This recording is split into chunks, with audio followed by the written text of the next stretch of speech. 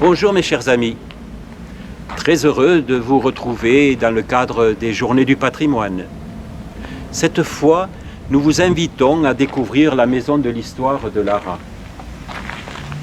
Savez-vous que depuis sa création en 1990, ce sont plus de 3000 personnes qui ont franchi cette porte, sans compter les enfants de nos écoles de Lara, et sans compter les nombreux étudiants en archéologie de l'université de Toulouse-Le Mirail. Voilà, ici sont présentés de nombreux objets de toute époque qui sont classés, bien évidemment, de la préhistoire jusqu'aux 2 dernières guerres mondiales. Alors des visites guidées vous sont proposées, bien entendu. Il vous suffit pour cela de téléphoner à la mairie de Lara, qui vous renseignera. C'est bien entendu entièrement gratuit. Voilà, vous me suivez?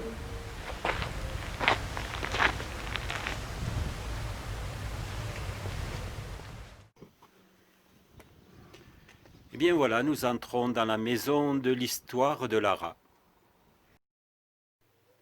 À gauche, nous découvrons un espace qui est dédié à la préhistoire.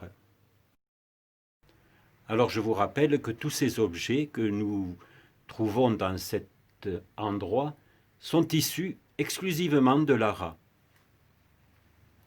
Alors le paléolithique inférieur. Alors ici nous trouvons une reconstitution qui avait été réalisée par notre ami malheureusement disparu Robert Esparbès. Des reconstitutions d'outillage anciens, des lances,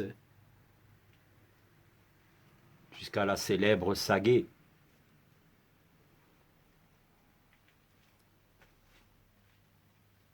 Ensuite, d'époque plus récente, on peut admirer quelques objets de la période du Paléolithique supérieur.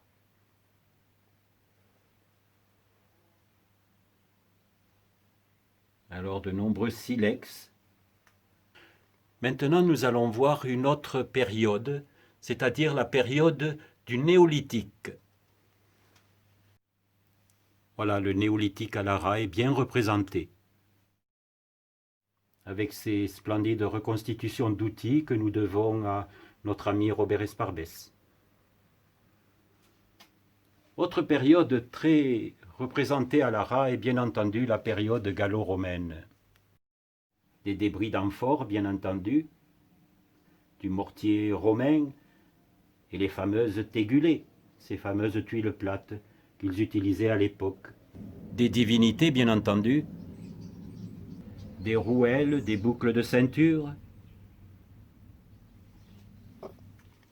un splendide bracelet en bronze, et enfin, bien entendu, la fierté de Lara, cette statue en bronze de Mercure qui a été découverte non loin du château. Les poteries sigillées, de la poterie plus commune, des objets métalliques, des poids de tisserand. On a également trouvé une grande quantité d'objets en plomb. Et enfin, de nombreuses monnaies de l'époque.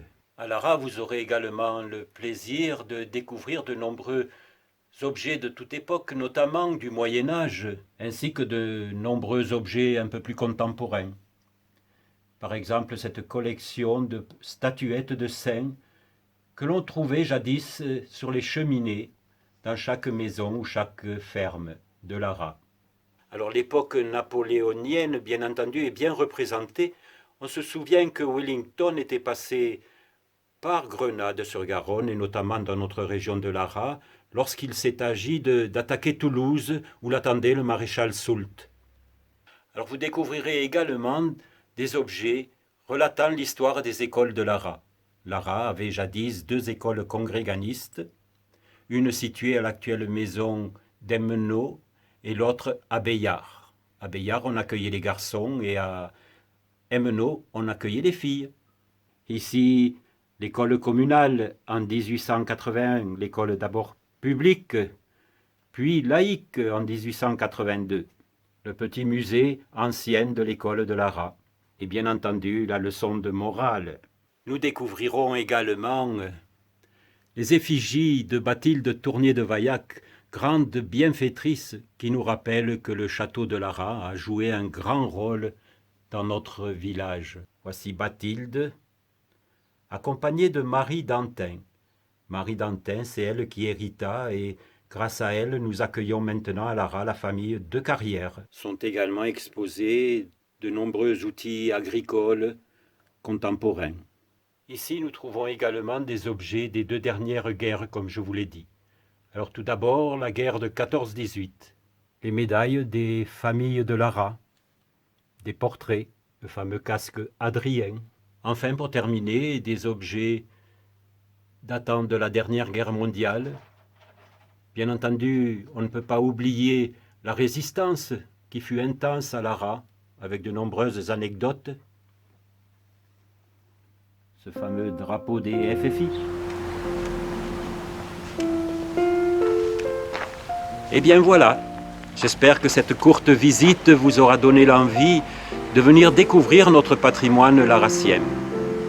Vous serez bien entendu toujours les bienvenus et nous serons toujours ravis de vous guider dans ce musée et de partager avec vous notre passion.